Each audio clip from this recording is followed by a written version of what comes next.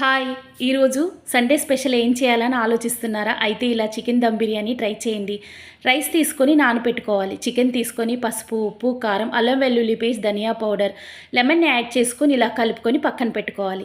రైస్ని 85% ఇలాగా కుక్ చేసుకోవాలి. లవంగాలు, యాలకులు, పచ్చిమిర్చి, ఆయిల్ వేసుకొని కుక్ చేసుకొని ఇలా వాటర్ తీసేసి తీసుకోవాలి. ఆనియన్, పచ్చిమిర్చి, మిరియాలు, షాజీరా, లవంగాలు, బిర్యానీ లీఫ్ తీసుకొని ఆయిల్లో ఇలా కుక్ అయిన తర్వాత చికెన్ వేసుకొని ఇలా 10 మినిట్స్ కుక్ అయిన తర్వాత హాఫ్ చికెన్ని ఒక బౌల్లోకి తీసుకోవాలి.